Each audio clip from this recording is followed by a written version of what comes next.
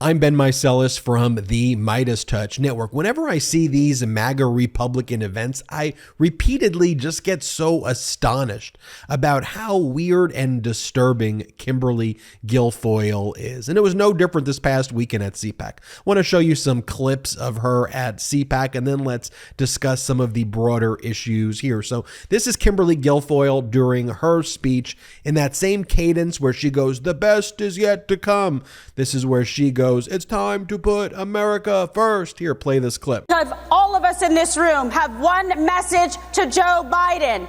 It is time to put America first.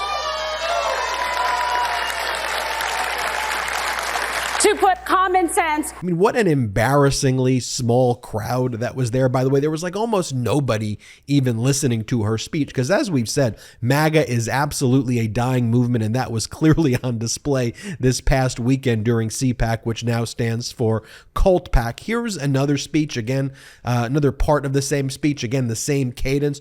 "Are you tired of winning?" Here, play this clip. Donald Trump, it was a time for success.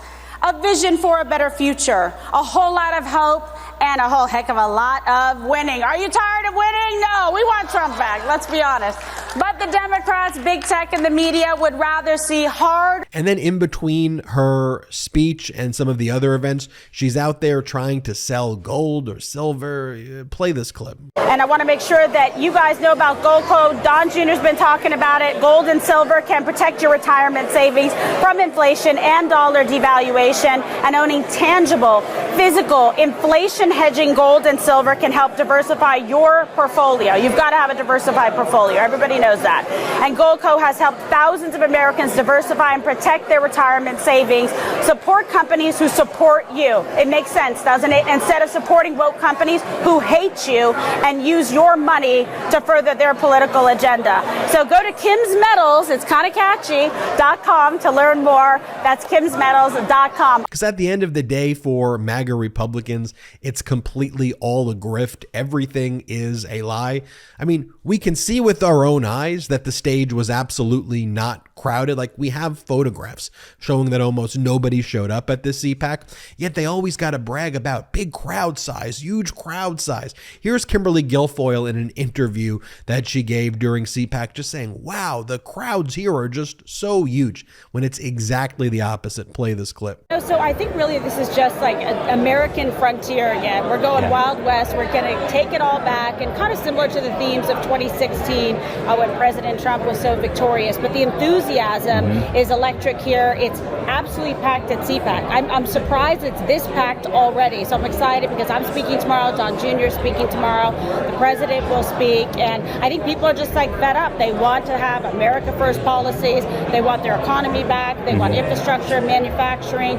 They want to close the borders, and they want to make sure that we're respected on the national security stage. And that's what we need in this country. So I think people are not crying about it at home. They're showing up here and getting mobilized and getting involved. One of the things that Kimberly Guilfoyle always likes to talk about too is her dancing. She loves to dance. She likes to mix fascism with the dance. I mean, which is just so bizarre. But this is just how she comes out to these events. Here, let me just show you an example. When she's called to give these speeches, then she goes on these like deranged fascistic speeches. She starts off by doing this dance. Play this clip.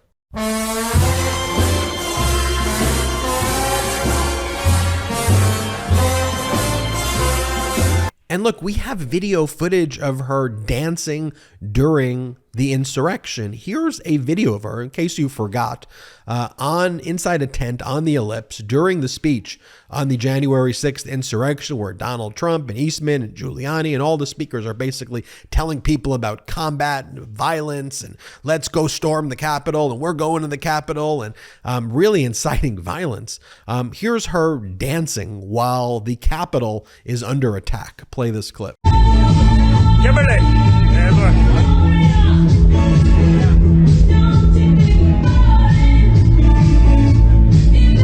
and then there's her deposition transcript where she talks about her dancing. Like the January 6th committee wanted to ask her questions about what took place during the insurrection. Like, can you tell us what happened?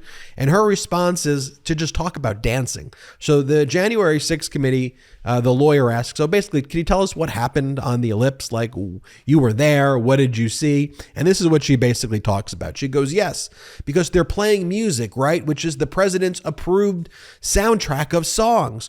And one of them that plays at his rallies besides YMCA is Gloria. I don't know what the name of the song is. I think it is it YMCA by the Village People? And then she goes, have you not watched any Trump rallies?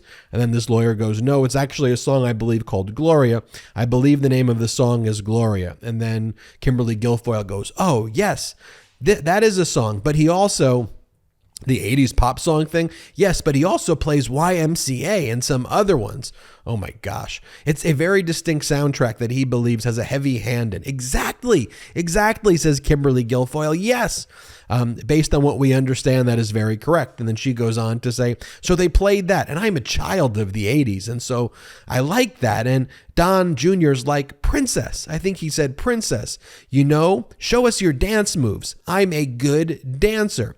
Question. So when you're hanging out in the tent, there's a period of time, I believe, before the president arrives, and then the president arrives and is in the tent for a bit, even before he goes on stage. Do you remember that? Answer. Yeah, I recall right before. And then there's all the monitors, and then he'll go out, they'll make the announcement, and he goes out. They just want to know, what did you observe? What did you see? And she's talking about dancing and Don Jr. calling her a princess. Speaking of which, I guess she and Don Jr. now both have these deals for Rumble. I mean, this whole thing, they just want to be podcasters, and it's all a freaking right-wing grift on their supporters. That's really all it is. So here she is in the background, you'll see on this video. And here's Don Jr. talking about, I've got a great interview that I'm going to be doing with American badass Jim Jordan. He calls Jim Jordan the biggest freaking traitor. American badass. Play this clip. Actually live side stage, because I'm not really backstage. Kimberly's on live with her Rumble show with Sarah Palin right now. They had Matt Whitaker, Matt Gates, Rick Grinnell, a good cast and lineup. So go check her out on Rumble. And tonight, you guys are not going to want to miss this. I'm going live at 6 p.m. with Jim Jordan. Okay? Head of the House Judiciary Committee, all around American badass. You're going to want to tune into this one. We're going to have some fun. We're going to go behind the scenes. We're going to find out all the things that you guys all want to know. So go check it out. I'll put the link in my bio after I do this, or just follow me on my Rumble platform. I think you guys will like it. But again, Jim Jordan live, 6 p.m. If you're not watching Kimberly right now, you should be. But again, we're going to have the conversations that need to be had. It's going to be awesome. We're going to have a lot of fun. And Jim Jordan is the opposite of an American badass. Jim Jordan is one of the weakest human beings, not just in America, but on the planet. Like, we know from the whistleblowers, real whistleblowers from the Ohio State University who were on the wrestling team, that Jim Jordan would call them crying hysterically to try to cover up the sexual assault on them by the wrestling coach when Jim Jordan worked at Ohio State University. He would cry him up and say, please, you can't tell anyone. You can't say anything. You can't tell anything. Whistleblowers came forward and said that's what Jim Jordan said. What a cowardly what. And again, here's another clip after the State of the Union. Here's Kimberly Guilfoyle, saying, oh, President Biden, the Democrats want to micromanage your life about everything. Here, play this clip. This is an agenda centered around not just big government control, but micromanaging every aspect of your life, all in an effort to make you as dependent as possible on Democrats. And here's Kimberly Guilfoyle saying, what is this all about? What is this all about? Play the clip. So for a moment, just take a step back and seriously ask, what is this really all about? What is Joe Biden really trying to accomplish? I mean, for Kimberly Guilfoyle to start off, frankly, as a respected prosecutor in California before she aligned herself with the Trumps, and then everything that you see right there, that's just some really strange and dangerous behavior right there. I'm torn with emotions. On the one hand, really feeling bad, just at a human level, because it's an absolute train wreck. She needs help. She desperately needs help. It is sad to watch that at just a human level. But then on the other hand, I recognize the things that she is saying. Her conduct is so harmful, is so destructive. She's so complicit that even though I have the human emotion to want to feel bad for the train wreck that I just showed for you, I can't. I can't, because she is leading a campaign of despicable and dastardly disinformation to try to destroy our democracy. And it is despicable. Who I need to feel empathy for is not her, but for the people who listen to her and are misled and deceived by her. For her, it's all performative. It's all just a game, while the victim is our democracy. And it is a despicable, shocking, strange, fascistic, disgusting game that she plays, whatever the heck that is. I'm Ben Meiselas from the MeidasTouch Network. We are marching to 1 million subscribers. This month, in the month of March, we're calling it the March to 1 million. So please hit the subscribe button right now. Help us march to 1 million subscribers. Make sure you download the MeidasTouch podcast wherever you get your audio, and check us out at patreon.com/MeidasTouch as well.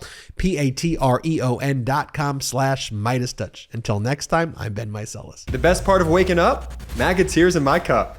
Check out the new MAGA tears mug, available now at store.MeidasTouch.com. That's store.MeidasTouch.com. It's 100% union made right here in the USA. I know I'm not tired of winning yet. How about you? Get yours today.